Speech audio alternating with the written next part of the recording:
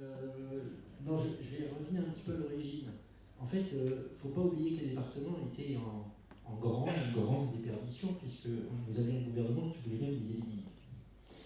Et sur cette réflexion-là, la réflexion des élus, principalement des élus des 4 départements, ensemble, était de dire, mais attendez, on est quand même dans une réflexion, déjà en interne dans chacun de ces départements, sur l'accompagnement social, le lien, la culture, enfin la notion même d'accompagner la dignité humaine dans ces politiques sociales. Et à partir de là, on s'est dit, il y a quand même un enjeu important, il y a un enjeu de travail sur lequel on peut peut-être réaffirmer les conditions de l'humanité dans les politiques départementales.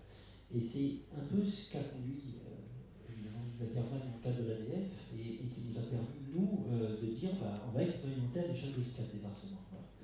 Et je crois qu'aujourd'hui, en fait, si vous êtes tout ça, c'est que vous avez été complètement manipulé par les politiques pour alimenter cette réflexion et ce travail de manière à ce qu'on puisse affirmer aujourd'hui, et je vous remercie l'ensemble de cette coopération parce qu'elle est très impressionnante, elle est très importante pour nous les élus, et elle nous permettra, j'espère, de continuer à se battre pour que la collectivité départementale continue à remplir son rôle auprès des populations et le remplisse au regard des droits de l'homme et notamment des droits culturels. Voilà. Donc c'est un peu l'enjeu. Donc à partir de là, le bilan, tout ce travail nous permet aujourd'hui d'amener un certain nombre de choses. Les réflexions qui vont naître de cette coopération interdépartementale, parce qu'en fait on s'aperçoit que chaque département est un lieu d'expérimentation. Et chaque département est allé à sa manière sur la réflexion.